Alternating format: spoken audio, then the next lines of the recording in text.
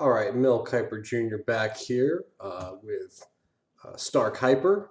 Uh, week 4, heading on through the season. This game we're going to tackle right here is Kitties and Outlaw. Outlaw at Kitty, actually. Kitty's going to be getting 7 when she finally gets her quarterback and a receiver into her lineup. But let's go ahead and analyze the matchup for everybody. Outlaw, tentatively gotten Mike Vick starting. I think that offense is going to struggle out in Denver, not only because the Denver defense is so stout, but because that fast-paced offense in that high altitude, I think those guys are going to have a real problem trying to keep up with the pace that offense demands. So look for them to be a little tired out, maybe not as explosive as usual. So Vic might not put up the numbers that Outlaw is looking for. But Peterson runs against Pittsburgh. They go across the pond. You never know what to expect from those games over in London. A little jet lag. The time difference for those guys. It's just you just don't know what you're going to get. So you have to start Peterson. He's a stud, and you just hope that he can put up a fairly decent day and a touchdown, if anything. Pierre Thomas, he's got him starting at the running back position because of the issues with Reggie Bush. I get it. It's just that the New Orleans backfield is just a cluttered mess between Sproles and Ingram and Thomas. You never know who's going to get the lion's share of the work and who's going to get the opportunities to score. So I'm not real high on Pierre Thomas, but I understand when you're dinged up at running back, he's a decent solution. As always, we love what Outlaw brings to the table with the wide receiver core. Brandon Marshall, going up against that Detroit secondary who's had their issues this year. I think Marshall has a really nice game against Detroit, division rivals. They're really used to playing each other.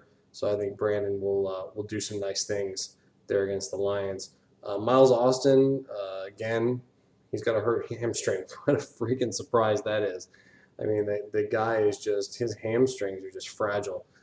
So a little dinged up. Don't know what his availability is going to be for the game against San Diego, but if he does play, I think Romo and the Cowboys have been doing some good things in the passing game.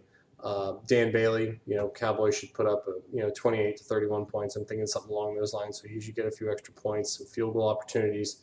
The Seahawks D against Houston.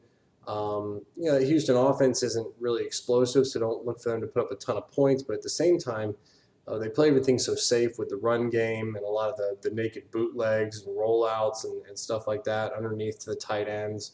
So there's not a whole lot of opportunities for interceptions and sacks and so forth. So they should have a decent game. I know you got to start them because they're number 1D, but I just wouldn't expect a whole lot of points out of them. A.J. Green, great stud. Playing against Cleveland, obviously Cleveland's secondary is much improved. They always had good secondary play, but they've gotten better after drafting some good defensive backs in recent years. So you got to play him. I don't think he's going to get a whole bunch of opportunities, but he might get loose for one. All in all, Outlaws had some steady production. A little disappointing last week, but he's had some steady production this year, and he looks pretty good. Let's switch over to Kitty's side. I would assume that with Scam sitting, that she's probably going to go with Roethlisberger against Minnesota. They've had some trouble, but he has been able to get down the field to some of his deep threats, so he might be a nice play this week across the pond against Minnesota. C.J. Spiller, still waiting for that breakout game. I was really surprised at his stat line last week. It was like 9 carries for 9 yards, but I know he was a little dinged up. Against Baltimore, it's not going to get much easier, but he's the type of player that you just got to put in your lineup because he can explode and take one to the house at any given moment. So look for C.J. Spiller eventually in the next couple weeks. Don't know if it'll be this week, but he's going to blow up for a big game here real soon. Bernard Pierce, I don't think he's going to see the field this week because they say Ray Rice practiced in full today, and I think he's going to be back on the field on Sunday. So Bernard Pierce probably isn't the best play there, but she does have Rice on her bench, so that'll be an opportunity for her to get him involved.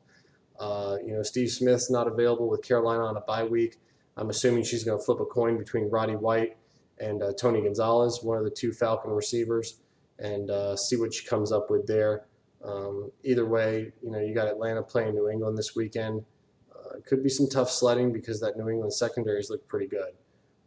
Pierre Garçon, Oakland got shredded by Denver, but let's face it, RG3 is not Peyton Manning, and I don't think he's 100% healthy, so I don't know how much he's going to be able to do against that Oakland secondary, which isn't really as bad as Peyton made them look.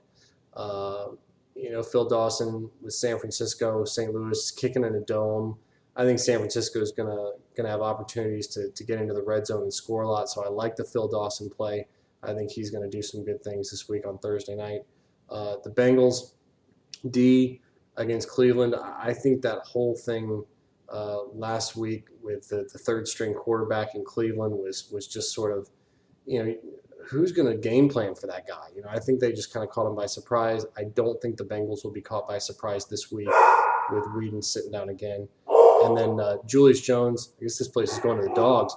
Julius Jones, the tight end for Denver, playing against Philadelphia. That Philadelphia secondary has had a lot of issues lately. So look for Julius Thomas, rather, to do some good things there and get into the end zone. Kitty getting 7. I think Outlaw is just too stout in this one. I've got Outlaw to win and cover. We'll see you in the next segment.